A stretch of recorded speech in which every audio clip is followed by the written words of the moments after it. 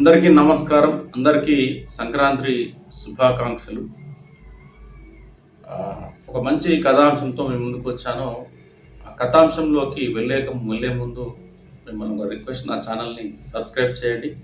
ఇక అంశం ఏంటంటే, ఈరోజు మీకు దాదాపు టీవీ ఛానల్స్, సోషల్ మీడియా చూసే వాళ్ళందరికీ ఈ అంశం మీద తెలుసు. కాకపోతే నేను అనాలిసిస్ చేయాలనుకుంటున్నా. ఈ అంశం ఏంటంటే, మరి మొన్న అంటే భోగికి ముందు రోజు ఎన్టీవీకి సంబంధించిన ముగ్గురిని, అంటే ఎంప్లాయీస్, అంటే అందులో ఇద్దరు జర్నలిస్టులు, ఒకరు ఇన్పుట్ ఎడిటర్, అయితే వీళ్ళను అరెస్ట్ అనేది చేయడం జరిగింది. అంటే అర్ధరాత్రి ఇంట్లోకి వెళ్ళి ఒకరింటి తలుపులు కూడా మనకు ఫాలో కొట్టారా, ఆ అంశం అయితే ప్రస్తావించారు మనం టీవీలో. పగలబట్టి ముగ్గురిని సిట్ అధికారులు అరెస్ట్ చేసి విచారణ కూడా చేశారు. ప్రస్తుతం అయితే వాళ్ళను విచారించి పంపించేశారు. ఇక ఎందుకు వాళ్ళను అరెస్ట్ చేశారన్న విషయము మెజారిటీ పీపుల్ కూడా తెలుసు, ఆడియన్స్ వ్యూవర్స్ కూడా తెలుసు. మరి ఇటీవల ఎన్టీవీలోనే కాకుండా చాలా ఛానల్లో కూడా ఒక అంశం గురించి బాగా అంటే వైరల్ అయింది. ఒక అంశం, ఐఏఎస్ మహిళాధికారి కాంగ్రెస్ ప్రభుత్వంలో ఒక మినిస్టరు అని చెప్తూ మరి ఈ కథాంశం అయితే ప్రసారం అయింది. దాని మీద చాలామంది స్పందించారు. దీని మీద కోమటిరెడ్డి వెంకటరెడ్డి స్పందించాడు. అందరికీ మీడియా వాళ్ళ ఇంట్లల్లో ఆడవాళ్ళు ఉంటారు, భార్య పిల్లలు ఉంటారు, మాకు ఇంట్లో ఆడవాళ్ళు ఉంటారు, పిల్లలు ఉంటారు, బంధువులు ఉంటారు, సొసైటీలో మా పరిస్థితి ఏం గాను, మా గౌరవ ప్రతిష్టలు ఏం గాను, ఇలా చేస్తారా అలా చేస్తారా మొత్తం మీద నేను విషయం తీసుకొని చచ్చిపోయి మొత్తం మీద ఆయన బాగా ఎమోషనల్ అయ్యాడు. అయితే మరి ఈ అంశం జరిగిన తర్వాత కూడా మన రాష్ట్రంలోని ఐఏఎస్ ఈ సంఘాలు ఏవైతే ఉన్నాయో వాళ్ళు కూడా దీన్ని పరిగణించారు. వాళ్ళు కూడా ఆగ్రహం వ్యక్తం చేశారు. మహిళలను కించపరచొద్దు, ఇలాంటి వ్యాఖ్యలు చేయొద్దు అని చెప్పేసి కొన్ని వార్తా కథనాలు కూడా వచ్చినాయి.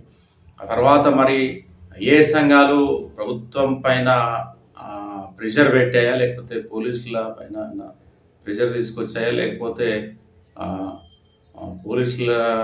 పోలీసులతో దీనిపైన సీరియస్ చర్చ ఏమైనా జరిగిందా, ముఖ్యమంత్రితో ఏమైనా సీరియస్ చర్చ జరిగిందా, క్యాబినెట్ అంటే ఏదైతే మినిస్టర్స్ ఉన్నారో ప్రభుత్వంలో వారి మధ్య ఏమైనా దీనిపైన చర్చ జరిగి ఉంటుందా అన్న అంశం అయితే తెలియనప్పటికీ మొత్తం మీద ఈ ముగ్గురిని అరెస్ట్ చేశారు.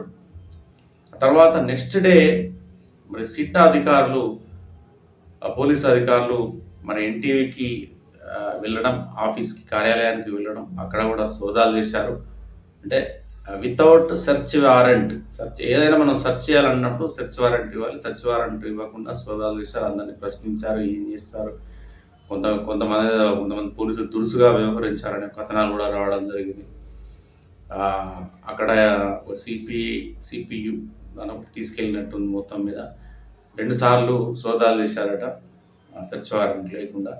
ఈ ముగ్గురిని కూడా ఎలాంటి నోటీసులు ఇవ్వకుండా అరెస్ట్ చేసి తీసుకెళ్లారు. మామూలుగా అయితే పోలీస్ డిపార్ట్మెంట్ ఎవరినైనా సరే ఖచ్చితంగా అరెస్ట్ చేసే ముందు వాళ్ళకు నోటీసులు ఇవ్వాలి. నోటీసులు జారీ చేసిన తర్వాత వాళ్ళను చట్టం ప్రకారం, ఒక పద్ధతి ప్రకారం అరెస్ట్ చేయాల్సి ఉంటుంది. విచారణ దేని గురించి అయితే అరెస్ట్ చేయడం జరిగిందో ఆ అంశం గురించి విచారణ చేయాలి. అందులో ఏమైనా వీళ్ళు తప్పు చేసినట్లు ఆధారాలు దొరికితే చట్ట ప్రకారం శిక్షార్హులు ఎవరైనా సరే. కానీ వీళ్ళకి ఎలాంటి నోటీసులు ఇవ్వకుండా అరెస్ట్ చేయడం అంటే ఈ విధంగా, అంటే జర్నలిస్టులను అణచివేస్తున్నారు, పత్రికా స్వేచ్ఛకు భంగం కలిగిస్తున్నారు, ఉక్కుపాదం మోపుతున్నారు. రేవంత్ రెడ్డి ప్రభుత్వం ఇలా ఉంటుందా, అలా ఉంటుందా, హైదరామా ఎమర్జెన్సీని తలపిస్తూ ఉంది, రేవంత్ రెడ్డి కూడా ఇలాంటి వాడ జర్నలిస్టులను ఇంత అమానుషంగా, దారుణంగా అవమానిస్తాడు, అరెస్టులు చేస్తాడు, ఇదెక్కడ నిరంకుశ ప్రభుత్వం అని దాదాపు బీజేపీకి సంబంధించి, బీఆర్ఎస్కి సంబంధించి, సిపిఐ పార్టీకి సంబంధించి అన్ని పార్టీలకు సంబంధించిన నాయకులు దాదాపు ఆల్మోస్ట్ అందరూ స్పందించారు దీని మీద. అంటే రేవంత్ రెడ్డి ప్రభుత్వం మీద విమర్శలు, ఇది దుర్మార్గం అని చెప్పేసి కూడా అందరూ దుయ్యబట్టారు, ఎద్దేవా చేశారు. అయితే ఇక్కడ విషయం ఏంటంటే, నేనేమనుకుంటున్నా అంటే ఈ లీకులు ఇప్పుడు డైరెక్ట్ మీడియా వాళ్ళకైతే ఇదేదో రీసెర్చ్ చేస్తే తెలిసిన అంశం అయ్యుండదు. ఈ విషయం అనే కాదు, ఏ విషయమైనా సరే డైరెక్ట్ రీసెర్చ్ చేసి తెలిసే అవకాశాలు ఉంటాయి. కొన్ని లీకుల ద్వారా వచ్చేటివి ఉంటాయి. నేను కూడా ఒక పొలిటికల్ పార్టీలో నేను పనిచేయడం జరిగింది. పొలిటికల్ పార్టీ ఆఫీస్‌లో నేను పనిచేయడం జరిగింది. ఇంకా రిపోర్టర్లకు, రాజకీయ నాయకులకు అంటే ఎమ్మెల్యేలు కావచ్చు, మంత్రులు కావచ్చు, అవినాభావ సంబంధం ఉంటుంది.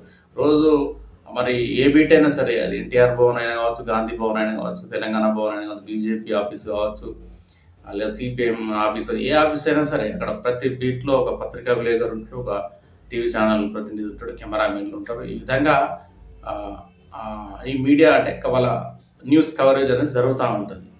కాబట్టి ఏంటంటే దాదాపు వీళ్ళు పొద్దున్న 10-11 నుంచి ఈవినింగ్ వరకు ఉంటారు దాదాపు మీడియా వాళ్ళు. ఇలాంటి టైంలో ఏంటంటే అక్కడికి వచ్చే మంత్రులతోటి, ఎమ్మెల్యేలతోటి చర్చలు జరుగుతాయి. వాళ్ళ మధ్య స్నేహ సంబంధాలు బాగా ఏర్పడతాయి. అంటే ఇలాంటి సందర్భంలో ఇంకొక అంశం ఏంటంటే ఇక్కడ రాజకీయ నాయకులు ఒక పార్టీకి సంబంధించిన వారికి అందరి మధ్య సత్సంబంధాలు ఉండాలని ఏం లేదు. కొందరి మధ్య ఈగోలు ఉంటాయి, కొందరికి మధ్య స్నేహ సంబంధాలు ఉండవు, ఒకరి ముఖాలు ఒకరు కూడా చూసుకోరు. నేను చూసినా ఇవన్నీ పడదు. అంటే ఇలాంటి సందర్భంలో కూడా కొంతమంది కొన్ని లీకులు ఇచ్చే అవకాశం ఉంటుంది. అంటే ఎవరైనా బదనాం చేయాలని లీకులు ఇచ్చే అవకాశం కూడా ఉంటుంది. మరి ఈ లీకులు అనేది మరి ఇప్పుడు ఈ ముగ్గురు ప్రతినిధులు వీళ్ళకి సంబంధం ఉందా లేదా అన్న ఒక చర్చ కూడా జరుగుతుంది.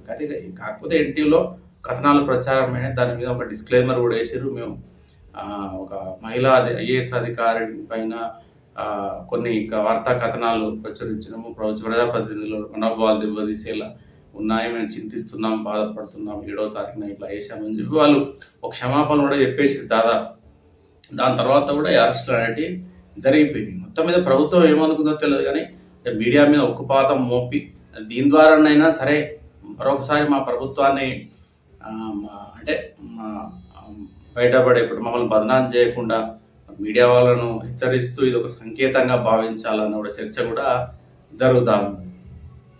ఇక్కడ ఏంటంటే రాజకీయ నాయకులు ఎవరో ఒకరు లీకులు ఇచ్చి మరి ఈరోజు ఈ ముగ్గురిని బలిపశువుల్ని చేశారని చెప్పి అయితే నా అభిప్రాయం. మీడియాలో కథనాలు కూడా అలానే వస్తున్నాయి. పాపం ఈ ముగ్గురు అరెస్ట్ అయిన వాళ్ళు కూడా పాపులర్ జర్నలిస్టులు ఏం కాదు వీళ్ళు.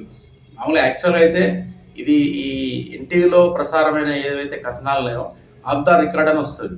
అన్ని ఛానల్లో ఆఫ్ ద రికార్డ్ అంటే వాటి మీద పూర్తి ఆధారాలు, విట్నెస్లు లేకుండా కొన్ని అంచనాలతోటి కొన్ని ప్రోగ్రామ్స్ వస్తాయి ఆఫ్ ద రికార్డ్ అని చెప్పేసి. ఈ ఆఫ్ ద రికార్డ్ అనేది ఎట్లా వస్తాయంటే చైర్మన్ డెస్క్ నుండి, సిఇఓ డెస్క్ నుండి, చీఫ్ ఎడిటర్ డెస్క్ నుండి వీళ్ళు వాటికి సంబంధించినవి ఇవి వేయండి ఐటమ్స్ అని చెప్తే అక్కడ ఉండే యాంకర్లు వాటిని చదవడం, వాటి గురించి అక్కడ ఉండే డిబేట్లు కావచ్చు, న్యూస్ యాంకర్స్ కావచ్చు, న్యూస్ రిప్రజెంటేటివ్ కావచ్చు, వాళ్ళు దీని మీద డిబేట్లు కావచ్చు, లేకపోతే చదవడం కావచ్చు, ఆ వార్తా కథాంశం ఇట్లా జరుగుతుంది. ఇక్కడ వీళ్ళదేం తప్పేం కాదు. అది శ్రీదేవి అనే యాంకర్ పైన కూడా పోలీసులు మరి విచారణ చేశారట. ఆ విచారణ చేసిన విధానం కూడా బాగాలేదని డైరెక్ట్ ఆవిడే మరి టీవీ ఛానల్ ద్వారా చెప్పడం జరిగింది. ఇంకొక అంశం ఏంటంటే మరి ఈ జర్నలిజము, ఈ పత్రికలు, మీడియా అనేది ప్రజలకు, ప్రభుత్వానికి, ప్రభుత్వంలోని అనేక వ్యవస్థలకు మధ్యవర్తిగా, మీడియేటర్గా వ్యవహరిస్తూ ప్రజలకు కావాల్సిన అన్ని సమాచారాన్ని అందించేదే ఈ మీడియా, పత్రికలు కావచ్చు ఏదైనా. మరి ఒకప్పుడు తీసుకున్నట్లయితే నిరంకుశ పాలన ఉండేది, రాచరిక పాలన ఉండేది. అవన్నీ పోయి ఒక డెమోక్రసీ సిస్టమ్ అనేది ఏర్పడ్డది. ఈ డెమోక్రసీ సిస్టంలో 4th ఎస్టేట్ అనేది చాలా కీలకం, చాలా ముఖ్యమైనది. మరి ఈ 4th ఎస్టేట్ ఈ జర్నలిజాన్ని, పత్రికా స్వేచ్ఛను హరించే విధంగా దాని మీద ఉక్కుపాదం మోపితే మాత్రం ప్రభుత్వాలు కూడా భవిష్యత్తులో ఖచ్చితంగా మరి వాళ్ళు ప్రజల నుండి ఒక భిన్నమైన తీర్పునైతే ఖచ్చితంగా ఎదుర్కోవాల్సిన పరిస్థితులు వస్తాయి. మరి గతంలో కూడా చూసాం, మరి బీఆర్ఎస్ పరిస్థితి ఏమైపోయింది. రేవంత్ రెడ్డి ప్రభుత్వం రావడానికి కూడా మరి మీడియా కూడా ఏ విధంగా ఉపయోగపడ్డది అనేది కూడా మరి ప్రస్తుతం ఉన్న ప్రభుత్వం మరి కొంచెం గ్రహించాలి. అదేవిధంగా మీడియా కూడా ప్రజలకు ఇలాంటి న్యూస్, రాష్ట్ర సంక్షేమం, అభివృద్ధి, మరి ఇలాంటి న్యూస్, ఇలాంటి వార్తలు, ఇట్లాంటి అంశాల మీద డిబేట్లు అనే విషయం కూడా మీడియా ఒకసారి పునరాలోచించాలి, సింహావనంలోకం చేసుకోవాలి. ఇలాంటి న్యూస్ ఐటమ్స్ వల్ల ఇక్కడ ప్రజలకైతే ఒరిగేది ఏమీ లేదు. కాబట్టి జాగ్రత్తగా తీసుకొని మరి ఎందుకంటే ఇబ్బందులు ఎదుర్కోవాల్సిన పరిస్థితి వస్తే ఒక్కొక్కసారి జర్నలిజం పైన కూడా మచ్చలు పడే అవకాశం ఉంటుంది. నేను కూడా రిపోర్టర్ చేసిన కాబట్టి నేను దీనిపైన విచారాన్ని బాధను కూడా వ్యక్తం చేస్తూ ఉన్నా. మొత్తం మీదనైతే ఇదైతే ప్రభుత్వం మరి కావాలని అది ఎన్టీవీ పైన కావచ్చు, ఇంకే సంస్థలపైన కావచ్చు, ఇది చేయడానికి ఒక ప్రయత్నం చేసిందా లేదా అన్న అంశం అయితే ప్రస్తుతం చర్చనీయాంశంగా మారింది. ఇంకా దాదాపు 44 యూట్యూబ్ ఛానళ్ళ మీద కూడా కేసులు పెట్టే ఆలోచనలో ప్రభుత్వం ఉన్నట్లు కూడా వార్తలు వస్తూ ఉన్నాయి.